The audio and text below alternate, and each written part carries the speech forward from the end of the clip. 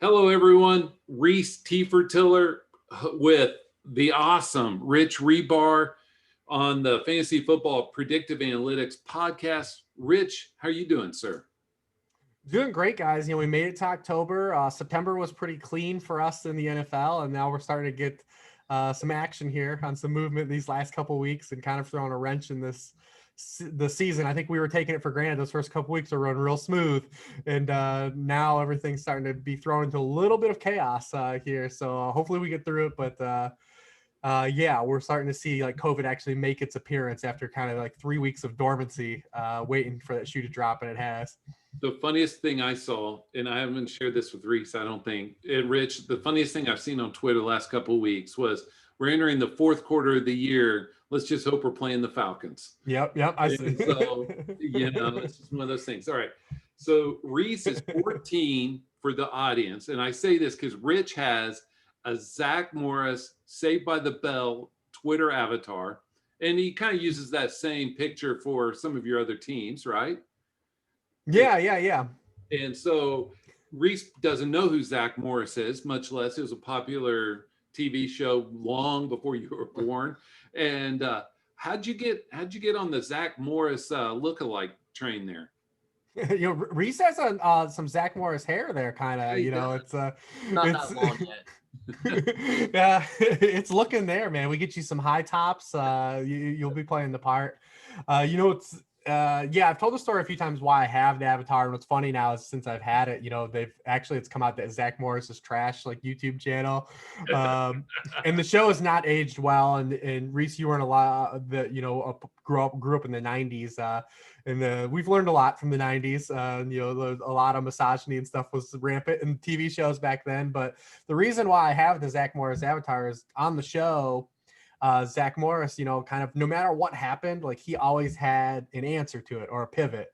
Like something bad would happen in the show and it would cause like a conflict, and then he'd come up with some scheme or something to kind of get them through and counter that. And that's how I've always like thought fantasy football was. Like you never know what's going to happen next, but you just got to kind of be on your toes and like, hey, we'll adjust and make it through it. That's why I have that, plus the 90s, 90s child thing, the overlap. But that was the reason I used the picture of him on his phone. He just looks like, hey, I've got an answer. We'll be all right. We're going to make this. We're going to get through it no matter how bad this looks. And that was kind of every episode of the show. And so that's how I thought fantasy football is played. And I can't change it now. I'm like stuck. Like I've thought about changing it a couple of different times, and I just don't think I can at this point. It's part of the brand. That's kind of how I feel about having mine. This young man's picture when he's little, sucking on a popsicle. I've had that picture. You're 14 since you were what, 1? I think it's been around as long as your fantasy football professional career. Yeah, 07. So it's been around a long time. And so I feel like I can't change it, and people would rather see that than my ugly mug anyway. So let's just move on from there, right, Rich? They'd rather see that. All right. Yeah, there's a few people like that. I think like Sigmund Bloom is like that. Like you see that avatar and you know who it is, and you see it scroll by. And I feel like that's like it's such a big part of my brand now. And people scroll through Twitter, they know it's a Rich Hribar tweet. It's part of the brand, so I can't change it. It's unfortunate. I actually tried to change my Twitter handle like 4 years ago, if you remember that fiasco. And that was a nightmare in itself. So just gonna stick with Lord Reeves and the Zach Morris avatar and gonna ride this train till it shuts down. You're you changing that was pretty much the new Coke experiment, wasn't it? It did not go well. I'm just thankfully no one grabbed my handle, the Lord Reeves handle, while it was out there. Then extorted you back. It would be hysterical. Yeah. All right. So we are a quarter of the way through the season. We're recording this on Thursday night, and I want to talk process. So Rhys wrote this little book, and last time Rich was on, we talked about how kind Rich was to give him his first 5-star review. We appreciate your kindness, Rich. And so let's talk process, okay? What's funny is we all, Mike Tyson had that saying of everybody's got a plan until they get hit in the mouth. And so we all have this plan in the off season of how we're going to, this process, how are we going to build our ranks? How are we going to do it? Who do we believe in? Who do we not believe in? So let's talk top 5 hits, misses, and surprises. And Rich, do you want me to let Rhys go first and let you think about it? or you want to go? Yeah, sure, man. Yeah, wherever you wanna go guys want to first? do. You can go first, Rich. Well, I mean, the one advice I could give to Rhys, I don't know if we talked about this last time too, as someone that's, strives to create more content in the industry and be part of the industry. I'm someone that doesn't really get attached to a lot of individual player analysis. I don't write a lot of individual player pieces. I do some, but if you check out my work, it's typically covering a topic or a question I want answered, and I'll just do the work and post the results. And I don't really get tied to individual takes because we're going to be so wrong and right on so many of these individual player analysis, but so much fantasy content is just individual player take based. But if you can write more game theory stuff and more stuff on like structurally building teams and think about your approach from that stance instead of just trying to get each player evaluation right, you'll be a lot better in the long run, and two, create a lot more consumable content that's even evergreen in the industry. Just taking that approach. So when I look at it from like something I got right this year, from a redraft stance, everything that my team structure, the way it closed, and what I told subscribers in the fantasy chat and our plan of approach coming into the draft this year has put my teams in a really good spot. So not even talking about individual players. So we drafted bad players still too. I drafted bad players. I drafted good players. But from a team building approach, attacking starting either running back, or running back tight end, and then just hammering wide receivers rounds 3 through 6 has really left my teams in a really great spot. Because if you look at the wide receiver position, the top of it has been off injured, and the top of the position has really come from that portion of the draft. I've drafted some guys in those pockets of round 3 through 6 that didn't hit. But because I built my teams to take multiple players in that area, I've got a lot of teams with DK Metcalf. I've got a lot of teams with Tyler Lockett. I've got a lot of teams that are structurally sound, and they've got good running back anchors at the top, even though I've run into some, guys that have been, cattywampus there as well. But structurally, my redraft teams are actually all really in a good spot because of the approach that we had. So just without even having an individual player hit or miss to talk about yet, just my main hit was coming in with the foundation of building my teams properly. And we're only 4 weeks in. A lot can still go haywire here, but through 4 weeks, I've got a lot of teams in good places just by how I approached fundamentally building the building blocks of my team so far. So 2 things I heard you say, and you really didn't say them. So I'm reading between the lines. All right. Number 1, you either went tight end super early or you waited to the end, right? Because that middle ground is no man's land. And by you doing that, you also avoided quarterback early because, and I'm going to infer, because this has been Rhys and I's stance, I'm projecting this onto you too, is, Lamar came out of nowhere. Mahomes came out of nowhere.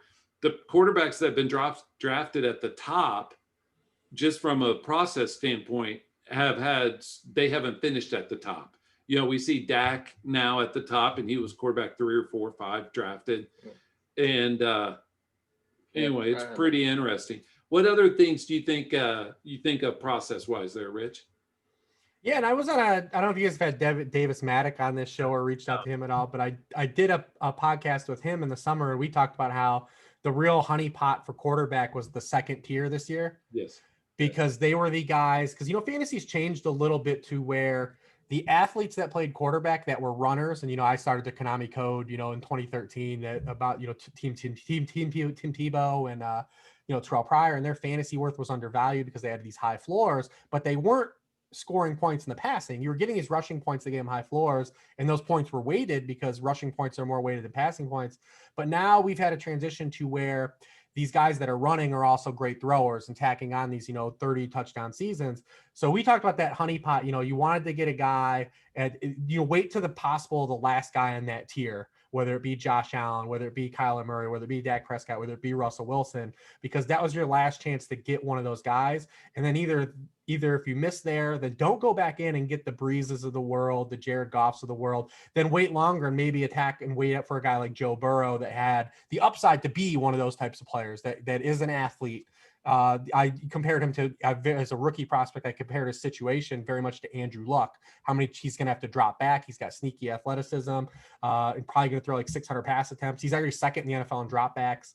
And, just kind of do that. So we want guys that have dual capabilities that's from a quarterback position. We want guys that can run, but we also don't want it to be their only asset to have a floor, because that's how you crash a ceiling, is when you have a guy that can throw 30 touchdowns, but then also give you 600 rushing yards or 500 rushing yards, or can rush or touchdowns. If you get those 30, 40-point games instead of those 20-point games. And that's what's happened the start of this season, especially if you guys play DFS.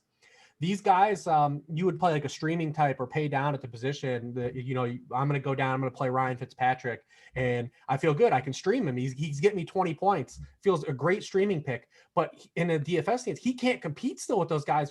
Dak's dropping 40. So, I mean, you're making a great pick. You're managing your roster well, and you can win a season-long league like that and beat your singular opponent that you're facing that week.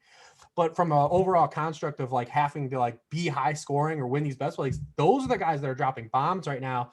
And they're really hard to, you know, to cut into that production. They're just, those guys are really tough to beat when they're performing on all cylinders. Hopefully Deshaun Watson jumps into that as well, and we see it ramp up for him now that their schedule opens up. But that's the type of guy you want to pursue at the quarterback position now in fantasy, because the pocket passer just doesn't have as high a ceiling that he used to in the game. And there's two things. So Rhys can vouch. I wrote two names down. I was going to ask you about Watson because he was in that tier. He just hasn't done anything. And I think we all underappreciated the loss of Hopkins to him. You know, subtracting Hopkins was big. But Fitzpatrick has been sneaky 20 rushing yards, 30 rushing yards. And it's kind of interesting in our 4-point per passing leagues, he has like 91 points, which is kind of crazy through 4 weeks. All right, so let's push in a minute, Rhys. Well, I was thinking everybody was all over Kyler Murray this year because they got Hopkins. Yet they weren't downgrading Watson because even though Hopkins was lost. So I thought that was kind of a disconnect. And plus Murray didn't have an offensive line. But the two top scorers were have been pretty much Wilson, Watson, and Allen, top three. And those three were dropped in that honeypot that you were talking about.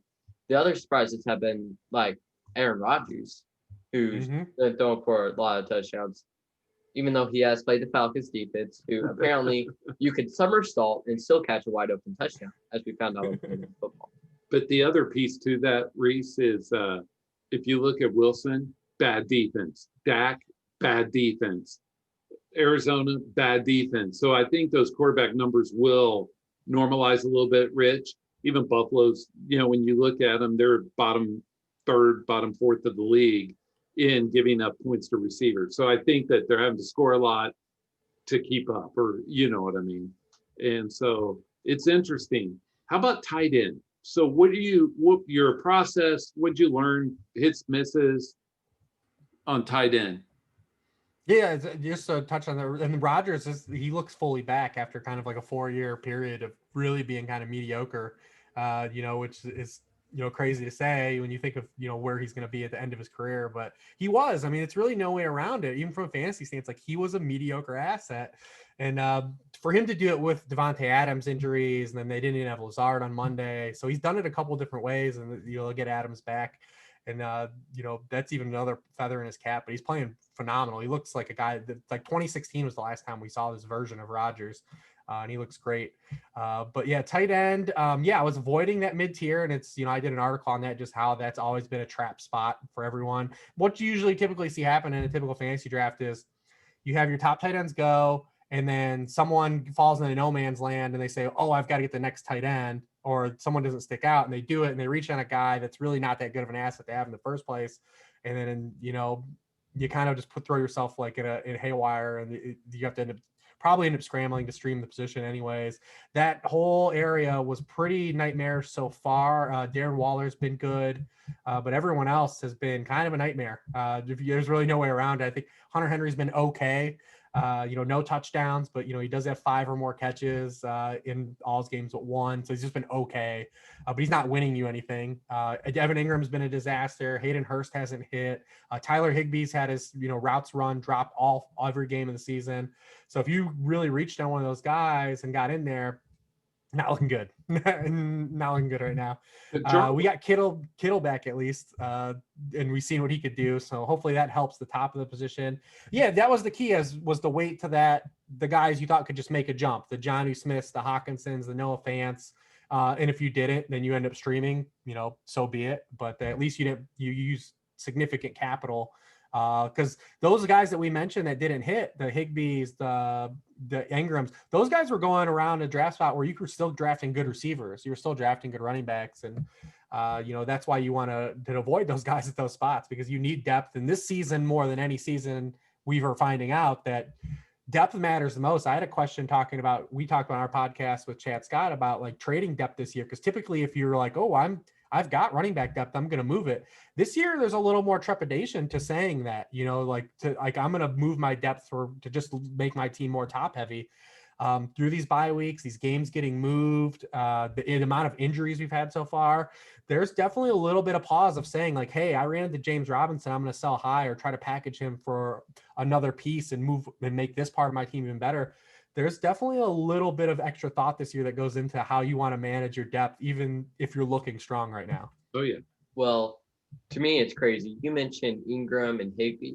Ingram, Higbee, and Henry were going in the same round as Kareem Hunt and Terry McLaurin this season in 12-team leagues, which is kind of crazy to think about in hindsight now, as Hunt's a legitimate running back one threat and McLaurin's a low-end wide receiver one. And you're getting, and I do get the Ingram love that if you're still holding on to him, it's like third in the league with tight end targets, but you have to catch the targets too. And Giants don't score. Yes. And so on process, Rich, I was all in on Jarwin, and I liked Herndon. Herndon, I failed to consider how bad the Jets would be. I was giving them a benefit of the doubt.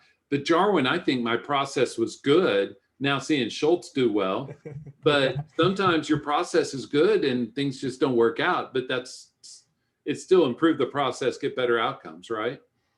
Yeah, I mean, I look at a lot of my individual player misses actually were those later round guys like a Herndon, an Anthony Miller, guys I was more on the positive optimist side on that definitely aren't, there's not little optimism left on those guys.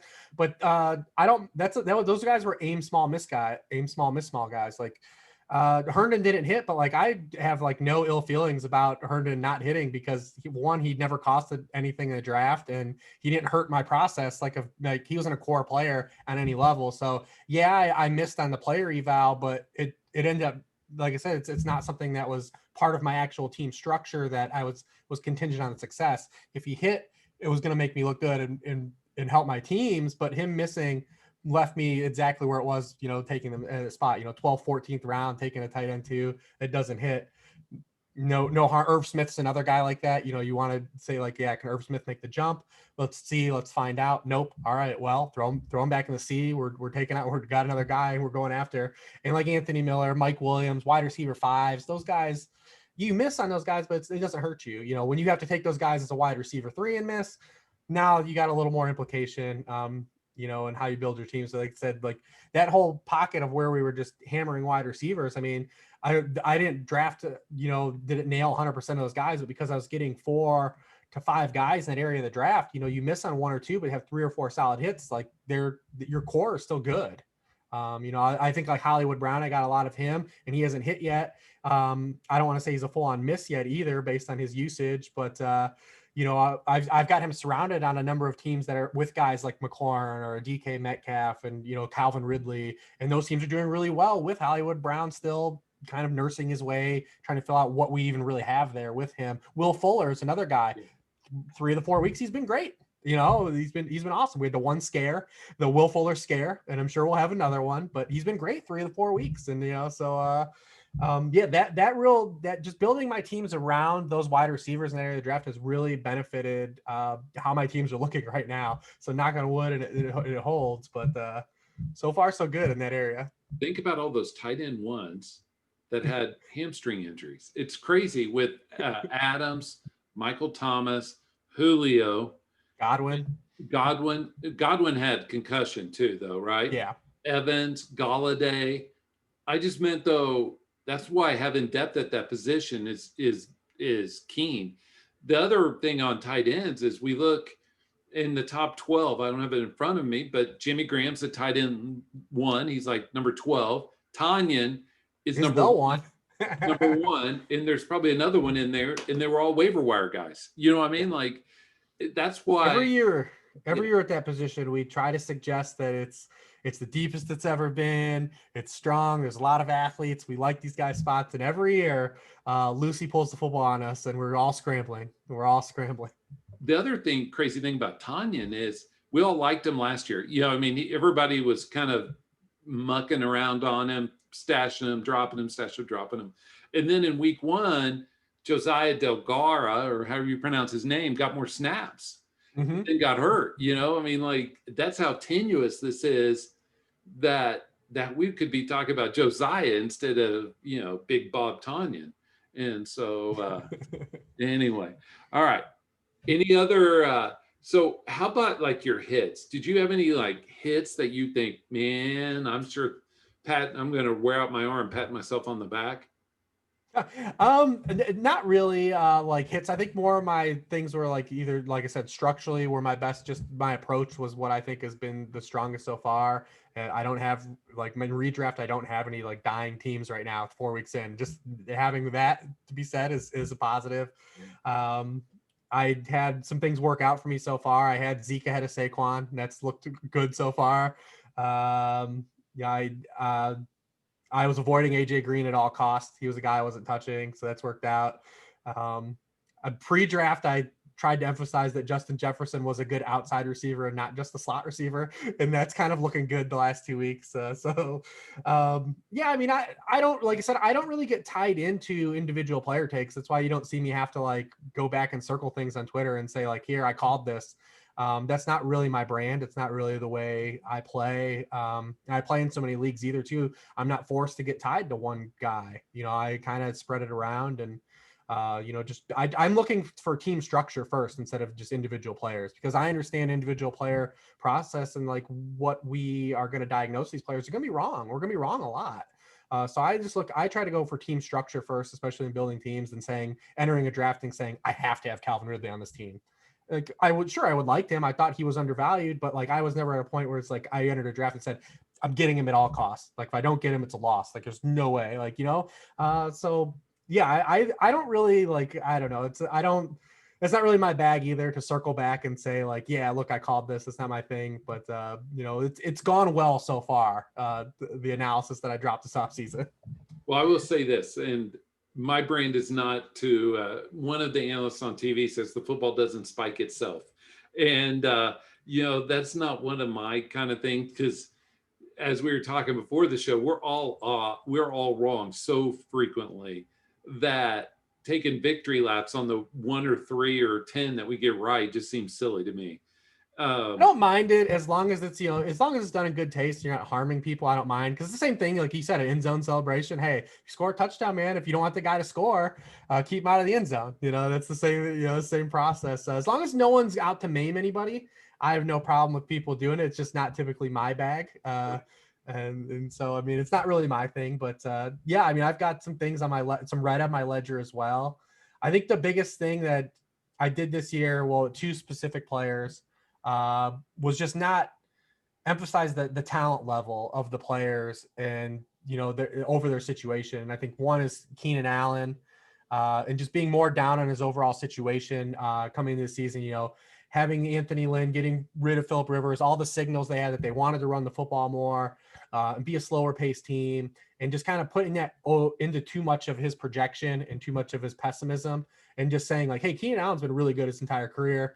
They're going to find a way to get him targets. And we've seen that happen. And then the other guy was Stephon Diggs, kind of being like, how is he going to move into this new situation? How's it going to fit? When you just look at Stephon Diggs, he's been good at his whole career. He's played with Sam Bradford. He's played with Case Keenum. He's played with Teddy Bridgewater. He's played with Kirk Cousins. He's been good with all quarterbacks. So just not really focusing and saying, hey, these guys are good football players first, and kind of overemphasizing the projection probably for their systems and what they were going to be are 2 like pretty significant misses on my part. I don't have a lot of those individual players, and the times I do have those players are just when they fell into that bucket, like we said, when they were the underpriced options of when I was drafting those receivers. So I mean, I have a team, and I was talking to JJ Zacharyson when during the draft, and I drafted Keenan Allen. I was like, I don't even like Keenan Allen. I was like, he just fits my team here right now. And I took him, wasn't even excited. And now he's like my best receiver on that team. It was like my third receiver drafted. So you see how it works out and stuff like that. But I was definitely more on the pessimistic side on those two players, just because I was blinded by situation, not just focused on the player. I think DeAndre Hopkins was like that for a lot of people. A lot of people were looking at him changing teams and how it's going to fit in the system. And it was just like, hey, DeAndre Hopkins is really good. Like, let's worry about that first. And you've seen that play out. So it doesn't always work like that. But those are two significant guys that my evaluation was very wrong on. I was high on Allen at the beginning of this season, like higher than most, because he had 148 or 149 targets last season. That was wide in a top 10 wide receiver. And we're not going to like him this year, even though it's a struggling offense and he's one of the few constants. Right. I just thought that was a little off on that thought process. Yeah, nailed it. And so I take my L's. My L's were on the Buffalo passing game. I did not expect, I knew Josh Allen would run, right? I give him that. I did not expect him to be as efficient of a passer as he's been. He or Rodgers. When I watched that game Monday night with Rodgers, and when I talk about Allen, that I missed on him and I was down on him, now it looks wrongly. It cascaded to Brown and sharing targets with Diggs, with the subs. Mhm. If you have the mindset that Josh Allen is superior, not inferior, he's not superior.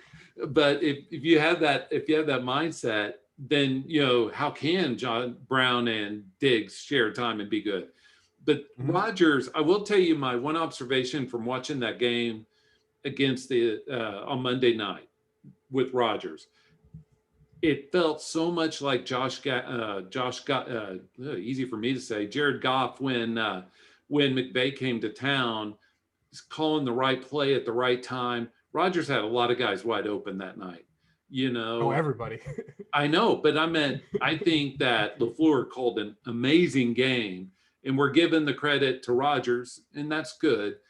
But if LaFleur was calling plays in Houston, we'd be talking about Watson, is all I meant. For what am I? Yeah, I think that plays into, like, we're talking about surprises. I think the biggest surprise that it's not even particularly fantasy related, but it is, there's an overlap to what's led to the Venn diagram of fantasy, Josh Allen being good, I think, is Brian Daboll. It's like, when you look at Brian Daboll when he was in Cleveland, and it was obviously, he's always been a slower paced, run heavy guy. And just look at everything the Bills are doing from a structural stance for Josh Allen. They are throwing on first downs at a higher rate of his entire career. They're third in the league in pre-snap motion. He's running play action passes double his career rate this year. So from a functionality stance of things that you want to put your quarterback in a good place and do, they're doing those things amongst the league high rates. And then instead of getting Josh Allen, a T Higgins or like a clasher type, they surrounded him with all just guys that can get open, because he's the type of guy that has to see a throw to make a throw. He's that type of quarterback. And instead of getting him guys that win 50-50 balls or jam targets into you, they built that roster around all guys that just get open.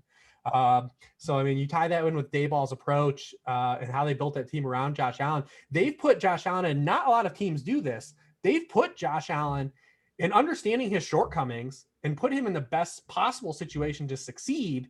And that does not happen a lot, as much as it should. We think logically it should happen all the time, but very rarely does, especially when you think like Dwayne Haskins getting benched this week, or what happened to Josh Rosen and Mitchell Trubisky. And it's very rare to a team acknowledges, hey, we've got a quarterback that does this wrong, and we're okay. We're going to swerve into understanding, like, we're not going to fix that part of Josh Allen's game. He's going to make some plays that are highly volatile, and they're going to put us in some bad spots. So we're going to take those on, and we're going to maximize everything he does well, because he does have some attributes that we do like, and they maximize that to the fullest ability. Now he's running pretty pure right now. I would expect a little bit of regression as hot as he's running right now. But when you see just how the Bills are approaching Josh Allen and how they're approaching the game plans, I mean, Brian Daboll has been firing on all cylinders, man, to start the year. Oh, yeah. Well, one of my biggest, one of the things I should have thought more through is not trying to go for the cheaper receiver out of two. such as the John Browns instead of Stephon Diggs, the Gallup instead of Cooper, the Marvin Jones instead of Kenny Galladay. I was on the cheaper options, and it really has not looked that well for the cheaper options this year. Other than like maybe Seattle, where they already had two that were Yeah. fairly equal. They were just priced different. Yes. I mean, I think Lockett and Metcalf are fairly equal. They're just priced different. Yes. So, hey, Rich, what's your take on Aaron Jones? Did we, as a market, just misevaluate him, or overemphasize Dylan's role in that running game? Well, Dylan's involvement at all is non-existent. That's my point. Yeah, I mean, Aaron Jones is one of these guys. If you just look at his career, we knew that he's been hyper efficient his entire career, and it just was one of those things, I think, where it was just an overemphasis of like, we know he's not going to score 19 touchdowns. Maybe he will or not, at the pace he's on. But it was one of those things like, all right, well, we know he's not going to score as many touchdowns, and then when you compare him to the amount of touches he gets compared to the other backs, his peers, his ADP peers, there was still such a gap. I think that spooked people off. Just saying, hey, well, this guy might only get 285 touches or 16 touches a game into these 20 touch game guys, but he's so hyper efficient, and then he's sustained the scoring rate so far. It's kept him up there. But I mean, you still see it. I mean, outside of the Detroit game, the touches, they're still playing Jamal Williams in that same role. Yeah. It's still happening. So I mean, he just hasn't run into a cold spell. He's just running hot still. He's always been a good player. He's a really good player. It's one of those things that he said. It's hard to discount good players. And when you do that, you typically go wrong. Like I said, I did with Keenan Allen and Diggs. I think Amari Cooper too falls in that bucket. I was probably a little bit more sketchier on his cost than I was on just what his production and the type of player he is.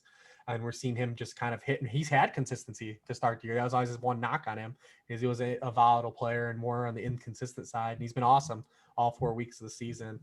So same thing with Aaron Jones. Like when a player is really talented and we know he still has the opportunity, you don't really just want to completely turn the lights off on those guys. And I think when last time I was on, me and Rhys tried to talk you into Nick Chubb in that capacity, and we were looking good.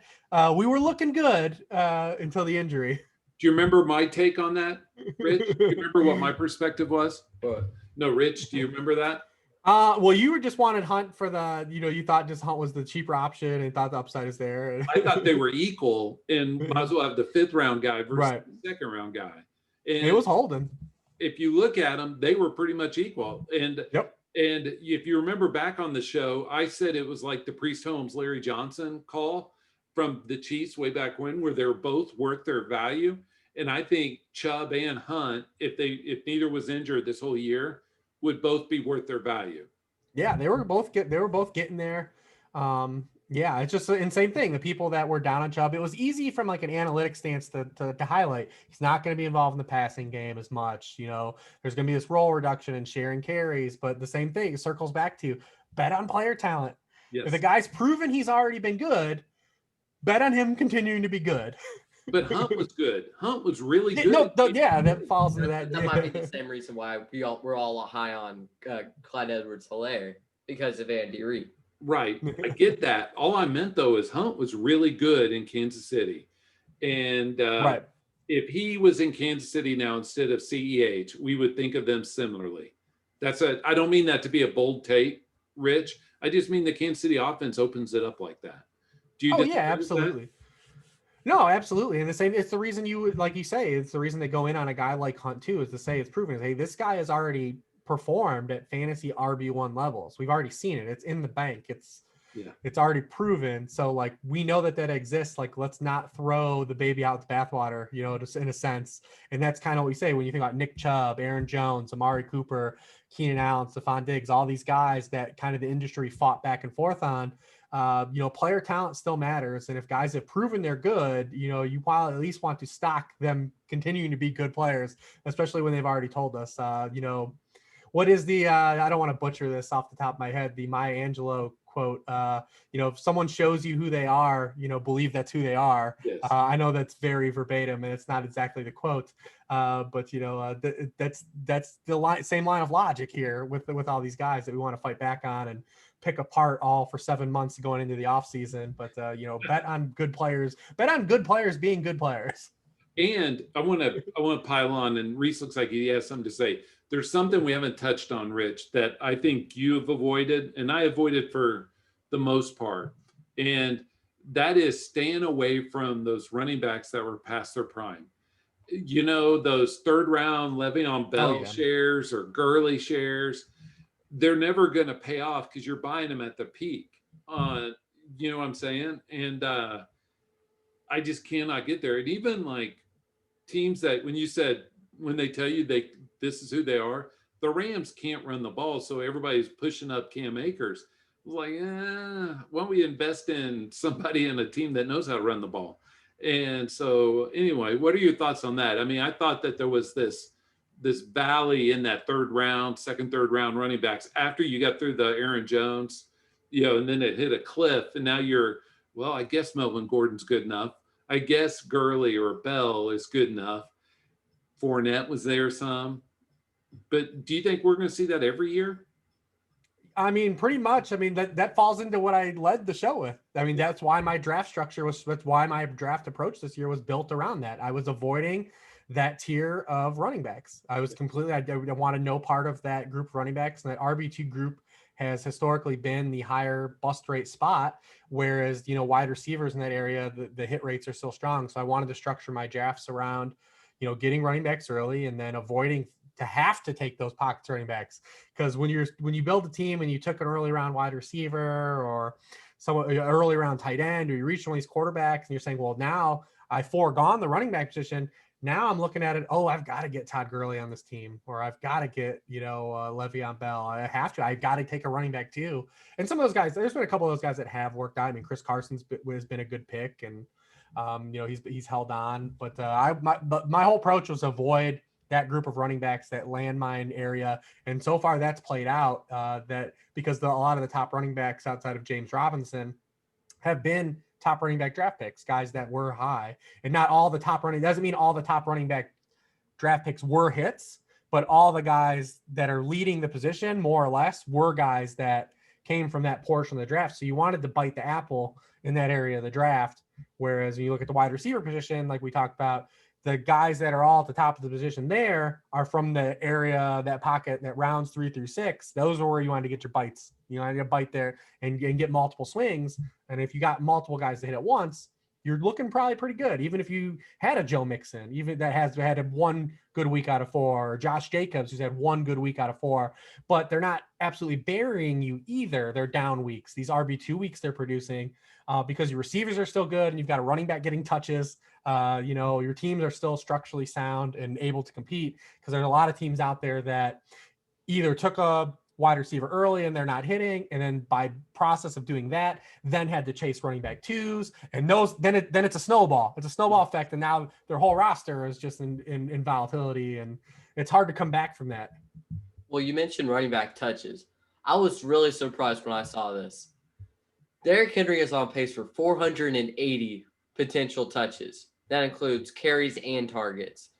And if you remember those older fantasy players, I guess, in terms of how many years they've been in the league and the industry and playing, we're all super excited whenever we thought Le'Veon Bell and David Johnson had a chance to get 400, much less Derrick Henry getting 480.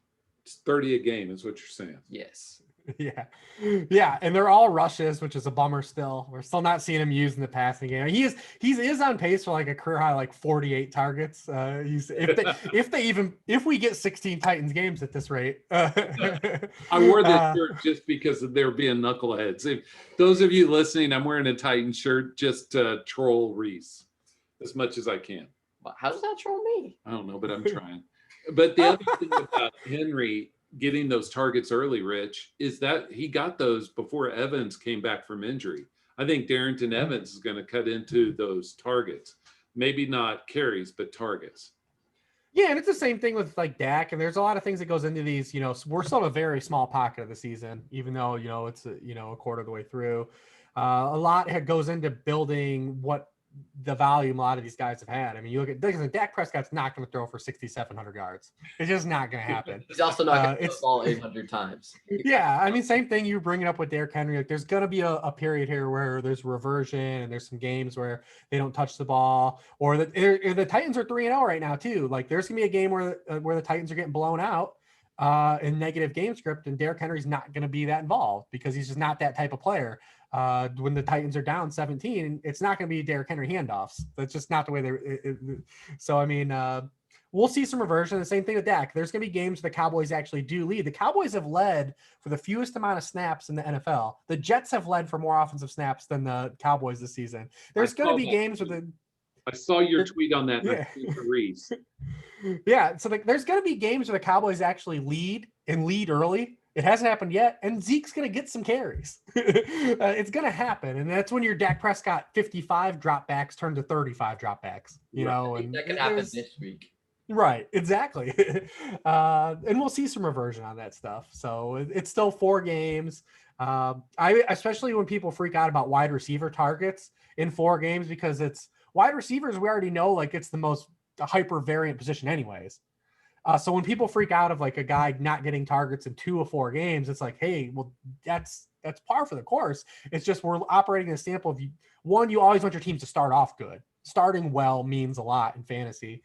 So when you get behind the 8 ball, you know, you start freaking out and getting extra, more frantic. But it's just literally like such a small sample for especially wide receivers, because game script is such a big part, or opponent, and whether a guy was injured or something that happened, plays such a big role. And we're only 4 games in.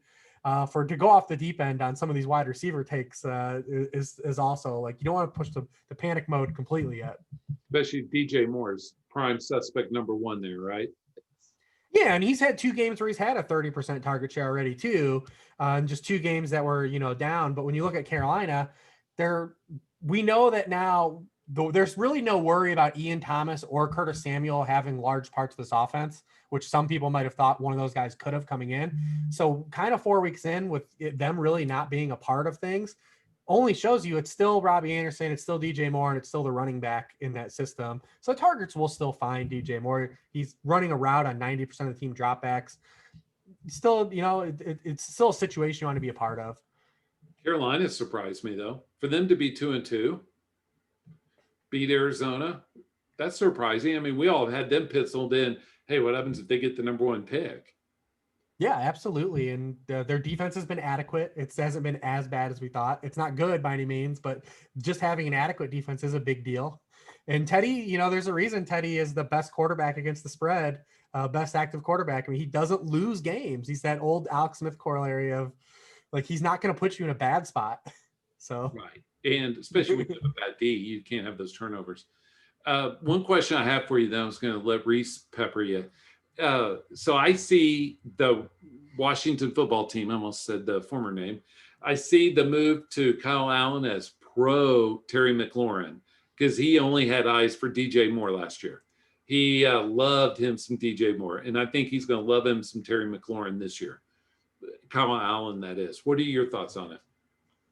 I feel pretty similarly about it as, it was with Haskins. Maybe there's still potential for upgrade, but I think the floor is the same.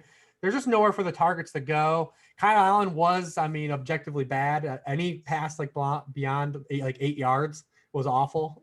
He had the most uncatchable targets on deep targets last year than any other quarterback in the league. So we probably still aren't going to see like the full ceiling unlocked for McLaurin.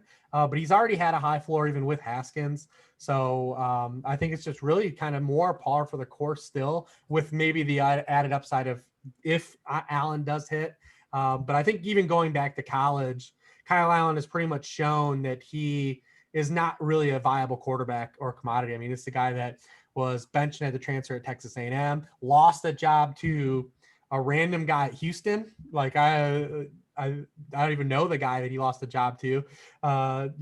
He's kind of just one of these guys that can come in for a few games and kind of be okay. But if he has to start the rest of the season, it's going to show that he's not a good quarterback like it happened last year. So I still think eventually we would like to see if maybe finding out how healthy Alex Smith is to kind of see, if he could actually, maybe uncork the ceiling consistency for Terry McLaurin. I still think there'll be some volatility for McLaurin because Kyle Allen is objectively not a good quarterback. But he threw it a ton last year. How many pass attempts did Allen have? Panthers were second in the NFL with 633 dropbacks. I say dropbacks because there are some times where it's a designed pass, especially with the Panthers. And it was a sack. Yes. Yeah, a lot of them. But still, though, that's a lot. And so I think, and he peppered DJ Moore. DJ Moore had a ton of targets last year. 135. And Christian McCaffrey was targeted 29.3% of Kyle Allen's throws. That stat was by Matthew Bear in his love-hate article that I read today. Not that Rhys reads football stuff. All right, And you have some questions for Rich. We appreciate your time, Rich. We enjoy talking football with you. you mentioned you were high on Anthony Miller. What was your thoughts on Allen Robinson? Did you expect him to break out like he has this year? So I was really high on Allen Robinson last year. I thought he was a guy who was just too discounted for the same reasons that we talked about a number of players. Yeah. Bet on good players that are cheap, being good players again. That was kind of the thing. And I thought we'd see a similar season from him this year, like last year. He's in a spot very similar to Terry McLaurin. I mean, just you get a lot of targets.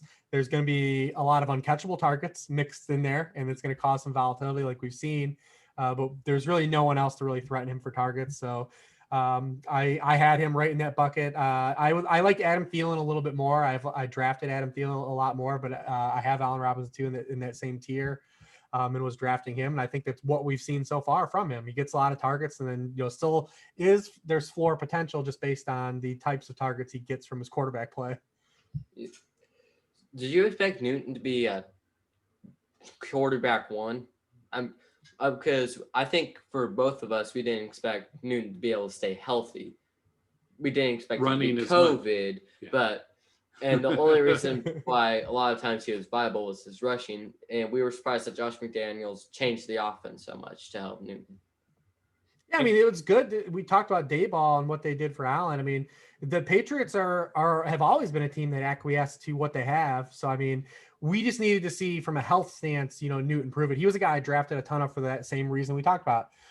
He's going around like QB 15 to 18, and this is a guy that's been a bona fide QB1 when healthy without even being a good passer.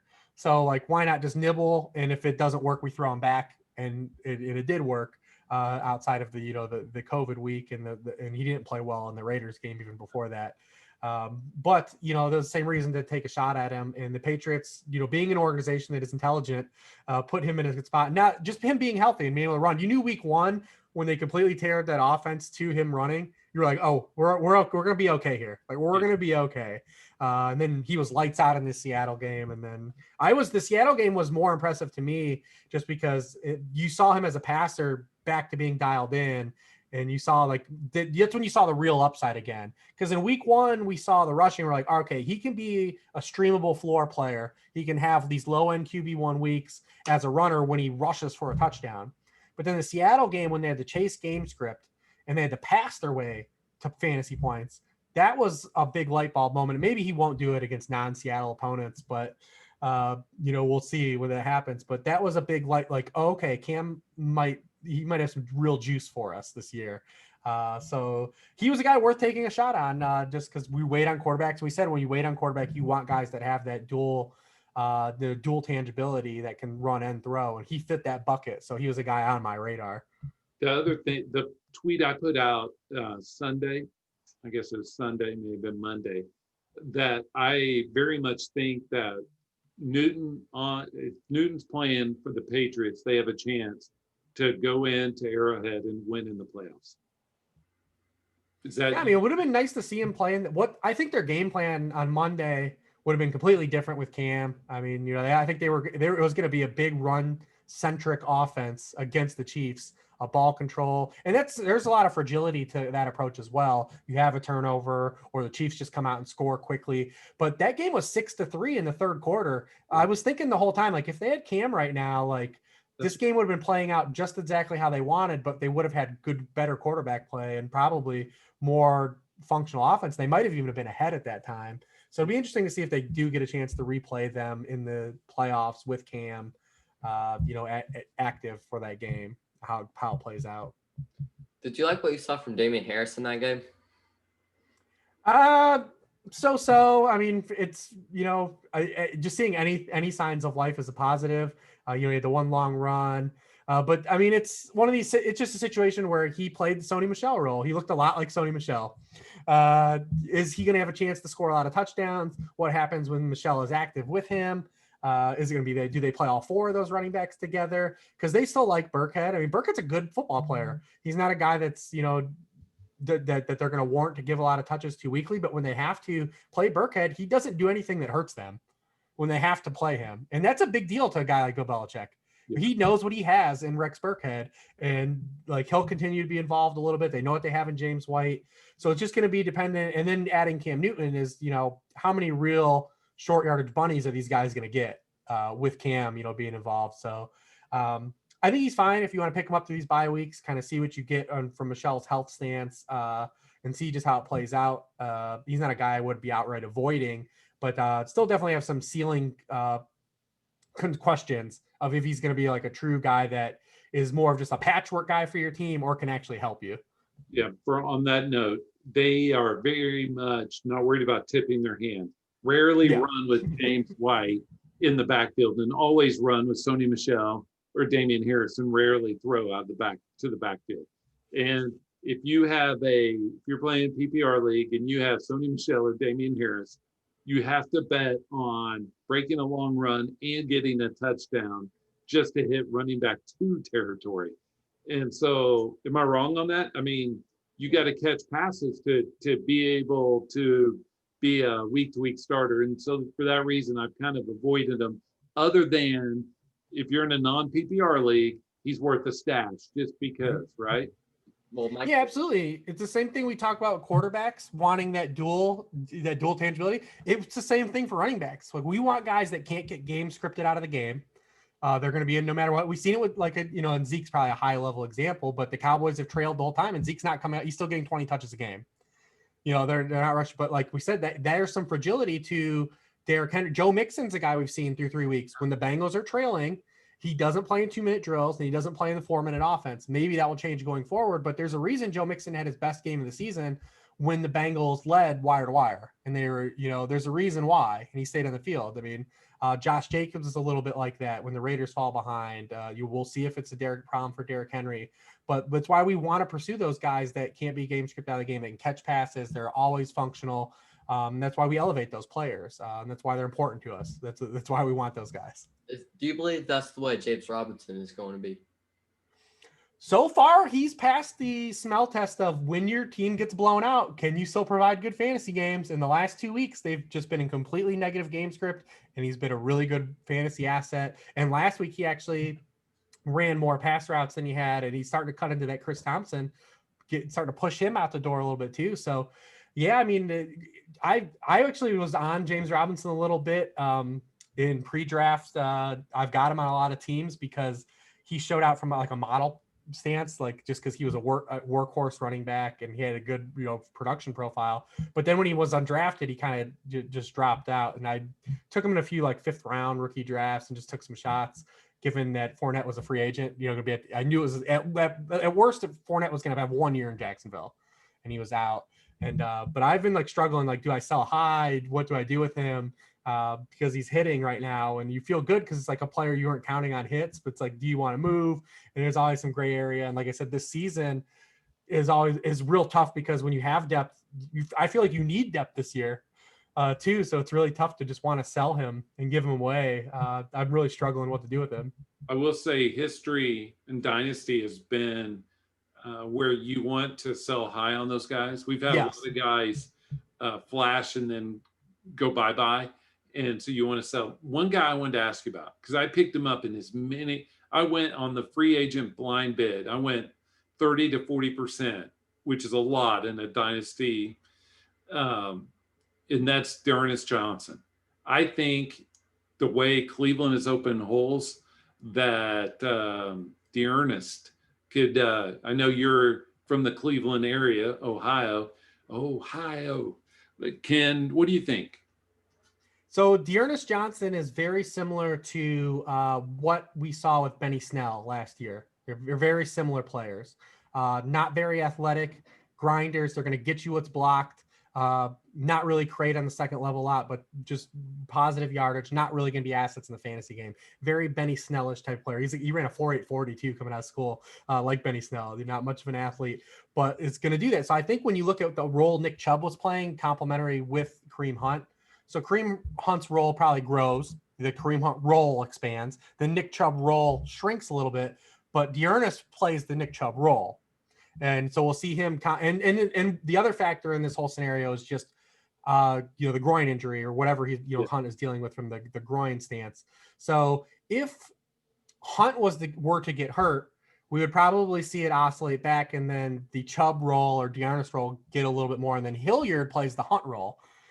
He's more of a pass catcher guy. So I think that's what we see, from this, play out. The Hunt role expands right now. The Chubb role shrinks. Dearness is in the Chubb role. He's a grinder. Going to get what blocked. He's going to get probably, I would assume, like if you just want it from like a projectable like touch count, like probably realistically like 8 to 12 touches maybe in like regular game script, unless they're up 30 again, they were last week. And that's how they're used, those guys in that capacity. Because like I said, that's who kind of the guy Dearness Johnson is.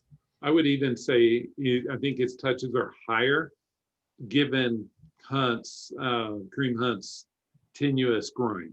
We just don't know about the impact of the groin is what we don't know. Right. But there's upside is all I meant, though, is if that 8 to 12 turns into 15 to 20, now you have a running back 13 to 15 on your hands. I'm not saying he's great. I'm saying running back 13 to 15. Does that seem reasonable? Yeah, I think that when you talk about like who would you rather pursue, he's very similar to what we talked about Damian Harris. Kind of in a similar bucket, and you can get him cheaper because he's not as flashy as a name, doesn't have the draft pedigree. He's going to probably occupy similar touch counts and the same types of touches. And then the rushing touches in the Browns offense have been pretty strong so far to be latched onto. That's right. We talked about, when I was on the show, we talked about Stefanski the last time, and I kind of tried to get a feel of what that it was going to be. And we've seen them use a lot of, pulling guards, pulling tight ends. I mean, that Odell Beckham play, when you watch it, was so incredible because they show counter, and then Harrison Bryant's pulling the opposite direction. It's awesome what they're doing. He's another guy just dialed in ever since that first game, and it's easy to say to give them a pass that, one, they're playing the Ravens, and then two, lack of practices, for a lot of these, teams that had new regimes. So we'll see though when, as they will keep this up. I think that game is particularly interesting on Sunday with them and the Colts, and because we're trying to figure out what the Colts exactly are too, based on the opponents that they faced the opening month. The Vikings are the best offense they faced, to open the season. We kind of really want to figure out what we've got, in the Colts defense, and offensively they had so many injuries. We're trying to figure out what we've got going on with them too. Right. T.Y. Hilton, talk about a negative surprise. I don't know what to make of him, But there's no like push still either from him. Like with AJ Green, it's easy to be out on AJ Green based on the start because we see T. Higgins get more reps. They have Tyler Boyd. With T.Y. Hilton, you still say they've got nothing still. Like Paris Campbell's off the board, Michael Pittman's off the board.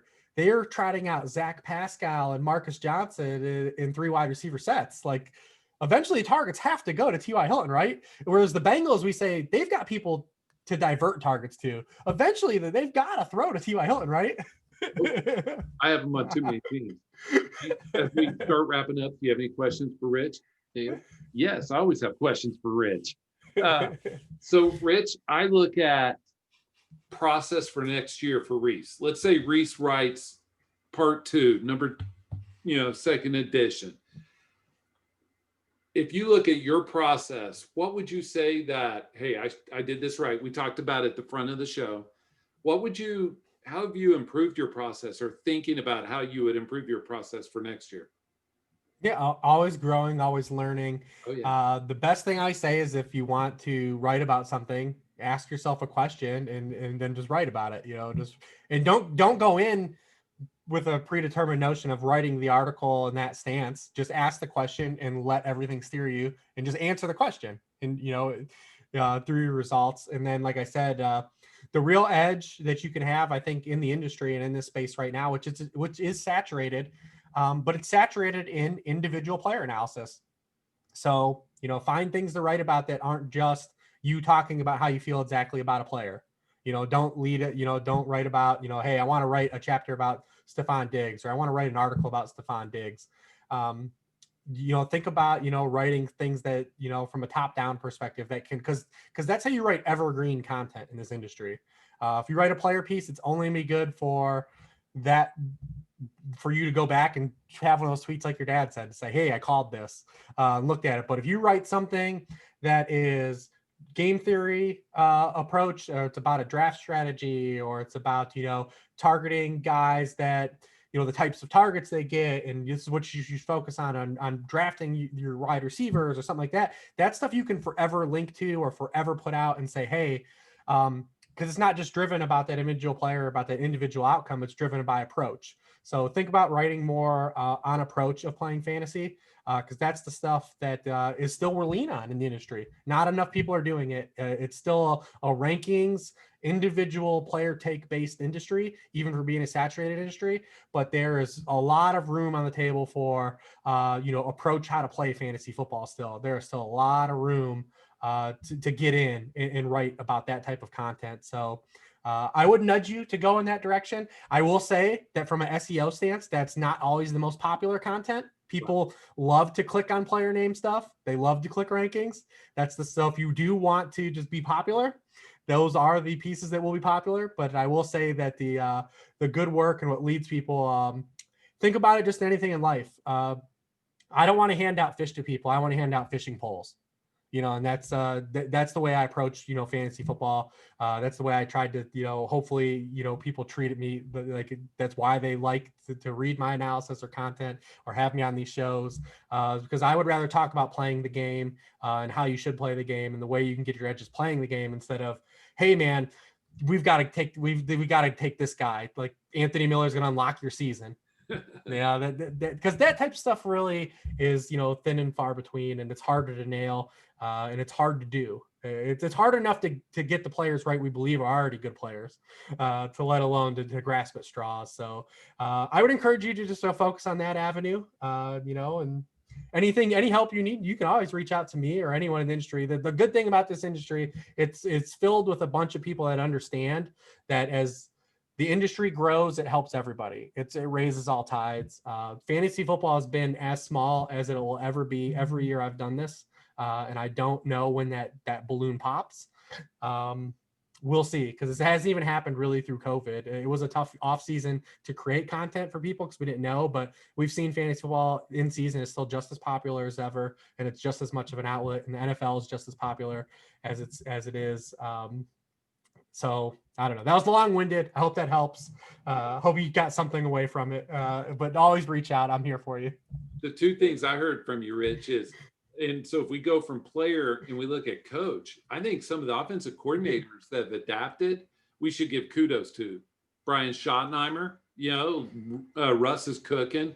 You mentioned Dayball, but even a piece on Greg Roman and how he's adapted to Lamar and how he's adapted to quarterbacks over the years would have unlocked the Lamar key or code back then. And I get very much, how do we raise it to a bar where we're taking a mile high view instead of nose on the keyboard or nose on the screen view. The other one I have, and then we'll close, is I think avoiding bad situations is sometimes also helpful. Avoiding the Jets would not have hurt you this year. Or avoiding some bad teams, because it's really hard to get good fantasy production on bad teams. It's easy to say the Giants now without Barkley, but I mean, I don't want any Giants in my starting lineup right now. Do you? Not the way they play. I mean, this is a team that they scored on one of their past 28 drives. Yeah. They've scored on three. They have 3 touchdowns. They have 3 offensive touchdowns. How many do the Jets have? More. They have a few more. Last week they still only had they had a defensive touchdown. Yeah. Sam Ficken kicked like 19 field goals. Picking the thicken. All right. Well, Rhys, you have questions or comments for Rich? Thank you for being on the show. Yeah. All the time, brother. Listen, man, I encourage you. I appreciate your path. I want you to still be doing good in school. Definitely, I know it's a lot harder because I think you're in and out, right? You're at home and in school. I know it's tough this year. It's unique, but make sure you're still, locking down schoolwork, doing that first, and then, getting, because what you establish now, what you learn then you can always take and apply to your fantasy acumen and how to approach playing. So definitely focus on your schoolwork first. Same thing. Tell my son. I just want to make sure you're doing. I know your dad's on you too. Yeah, But they make sure I'm on it. Mom and dad are on him. Mom's a high school AP calculus teacher, and so over dinner tonight before we record this show, pulls out her phone, starts looking at the grades, and so true or false? This is true. And so but I do think just these conversations in football about process helps him think and maybe contextualize other parts of his life. And how do I take feedback? How do I look at my process? And that's the stuff that nobody taught me when I was younger. And so I appreciate your kindness, your time, helping him, because I want him to be smarter than his old man, which probably will take longer than he wants and less time than I want, right? But it's just one of those things. And so yeah. Thank Listen, you. like I said on the last time I was on, especially at your age, it's an extreme positive to just have you be so passionate about something already at 14, to find a niche that you're dialed in on. So stay dialed in. It's great to have, and I'm happy for all the success of the book. Hopefully all your teams are doing good, and like I said, I'll be happy for one day to keep the bridge open to when I need to be employed by you. Have a good one, Rich. Bye. I appreciate it, guys.